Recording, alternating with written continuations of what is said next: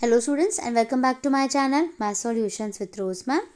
आज की क्लास में हम वार्षिक परीक्षा अभ्यास प्रश्न पत्र जो डीओई की द्वारा दिया गया है, सामाजिक विज्ञान का विषय कोड है 087। ये क्लास 9th का 2022-23 का प्रैक्टिस पेपर है। इसको आज हम डिस्कस करेंगे और हिंदी मीडियम की आपकी ये वीडियो रहेगी जिसमें हिंदी मीडियम वाले क्वेश्चन होंगे और इंग्लिश मीडियम के लिए मैं अलग से वीडियो जो है वो अपलोड करूँगी।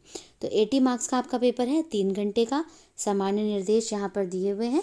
तो चलिए हम वीडियो को शुरू कर लेते हैं। ये सेक्शन ए वीडियो जो है वो हम डिस्कस करेंगे, यानी खंड क, जिसमें कि मल्टीपल चॉइस वाले क्वेश्चंस जो हैं उनको हम टिक करेंगे।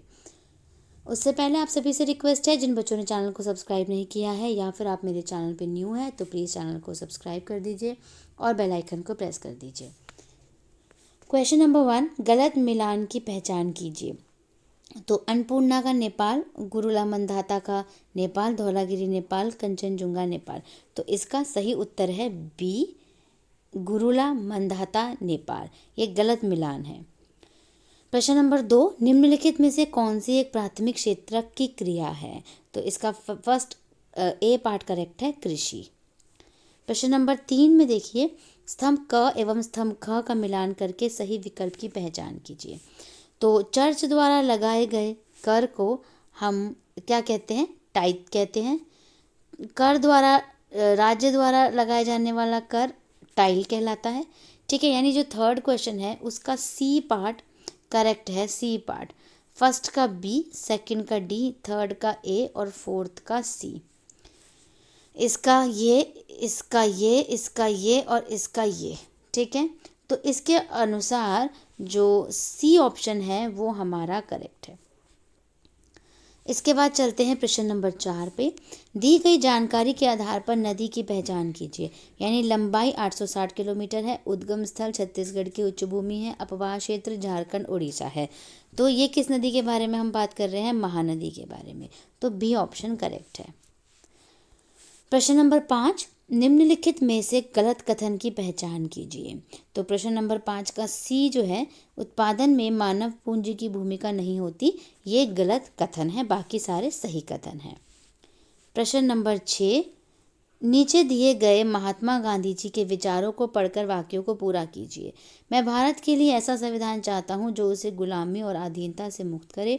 मैं ऐसे भारत के लिए प्रयास करूँगा जिसे सबसे गरीब व्यक्ति भी अपना माने और उसे लगे कि देश को बनाने में उसकी भी भागीदारी है।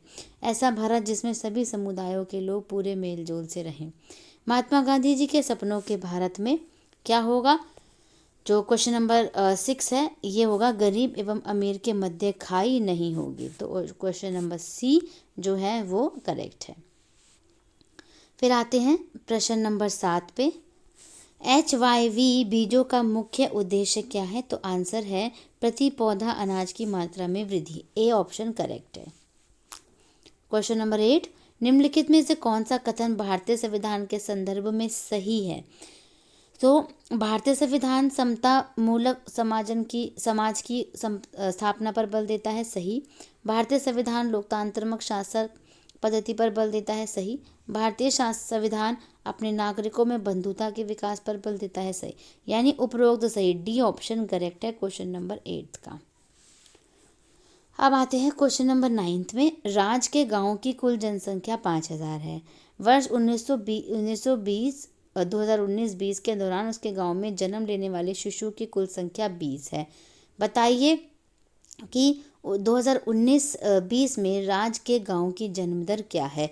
तो जन्म दर है यानी प्रतिशत में निकालनी है, तो क्या होगी वो आपको यहाँ पर बताना है। ठीक है, तो इसके लिए यहाँ पर ये जो सही उत्तर है वो यहाँ पर जब हम इसको सॉल्व करे थे तो आंसर 2 इसका करेक्ट आ रहा था। तो जो 2 था वो सही आ रहा था, जो कि यहाँ पर मेंशन नहीं है। तो एक बारी हम इसको क्वेश्चन को अच्छे से बाद में सॉल्व करते हैं, क्वेश्चन नंबर 9 को। क्वेश्चन नंबर 10 है, 2 टेरिटरीज ऑफ गवर्नमेंट नामक पुस्तक लिखी थी किसने? तो सी उत्तर है जॉन लॉक ने। 11th, नीचे दिए गए प्रश्न में 2 प्राकथन दिए गए हैं, एक संकल्पना स और दूसरा कारण क। कथनों को पढ़िए और सही विकल्प का चयन कीजिए। तो पहला है, फ्रांसीसी उपनिवेशों ने दास प्रथा का उन्मूलन जैकोबिन शासन के क्रांतिकारी सुधारों में से एक था और दासों के साथ बेहद ही खराब व्यवहार होता था। तो ये दोनों ही सही हैं, इसलिए उत्तर ए, ऑप्शन ए जो है वो करेक्ट है। बी 12वां, नीचे दिए गए कथन सेम वही है। संकल्पना पढ़ेंगे, भवन एक स्थायी पूंजी है, ठीक है, और कारण उत्पादन में भवन का कई वर्षों तक उपयोग होता है। तो इसमें भी आंसर नंबर ए करेक्ट है। क्वेश्चन नंबर 13 में देखिए, संकल्पना है भारत एक प्रभुत्व संपन्न देश है, कारण है कोई भी देश भारत को आदेश नहीं दे सकता। तो 13 का बी करेक्ट है, क्योंकि दोनों सही तो है लेकिन सही संकल्पना नहीं है। फिर आते हैं प्रश्न नंबर 14 पे। संकल्पना है ब्रह्मपुत्र एक सदा नीरा नदी है, कारण है ब्रह्मपुत्र हिमालय की नदी है। तो बी है, क्योंकि ये दोनों करेक्ट है लेकिन एक दूसरे से कनेक्टेड नहीं है, तो आंसर बी। 15 निम्नलिखित में से गलत कथन की पहचान कीजिए। तो ऑप्शन सी करेक्ट है, उत्पादन में मानव पूंजी की भूमिका नहीं होती। 16 फ्रांस की नेशनल असेंबली द्वारा किए गए सुधारों के संदर्भ में नीचे दिए गए विकल्पों में सही विकल्प को चुनिए। तो प्रश्न नंबर 16 जो है उसका डी पार्ट करेक्ट है। सामंती व्यवस्था का अंत, सही। चर्च द्वारा एकत्र किए जाने वाले करों को समाप्त कर दिया गया, सही। चर्च के स्वामित्व वाले भूमि को चर्च के पास रहने दिया गया, सही। तो 16 का डी यानी सभी कथन सत्य है। 17 निम्नलिखित में से गलत कथन की पहचान कीजिए। तो इसका उत्तर सी सही है। 82 डिग्री 30 डिग्री पूर्व देशांतर भारत के गुजरात से होकर गुजरती है। प्रश्न नंबर 18 जॉन ने स्नातकोत्तर तक की पढ़ाई की है लेकिन उसके पास कोई रोजगार नहीं है, बताइए कि किस प्रकार की रोजगारी है। तो दूसरा शिक्षित रोजगारी, बी ऑप्शन करेक्ट है। क्वेश्चन नंबर 19 पश्चिमी तटीय मैदान का दक्षिणी भाग कहलाता है मालाबार तट। और लास्ट है गेहूं किस प्रकार की फसल है, रबी। तो बेटे ये 3 क्वेश्चंस हमने करे सेक्शन ए के, जो कि एमसीक्यू वाले क्वेश्चंस थे। आप इसको नोट डाउन कर लीजिए, आंसर्स को लिख लीजिए क्वेश्चंस के साथ। So thank you students for watching the video. फिर मिलेंगे हम एक नए वीडियो में एक नए टॉपिक के साथ, प्रैक्टिस पेपर के साथ। वीडियो को लाइक शेयर एंड चैनल को सब्सक्राइब करना मत भूलिएगा।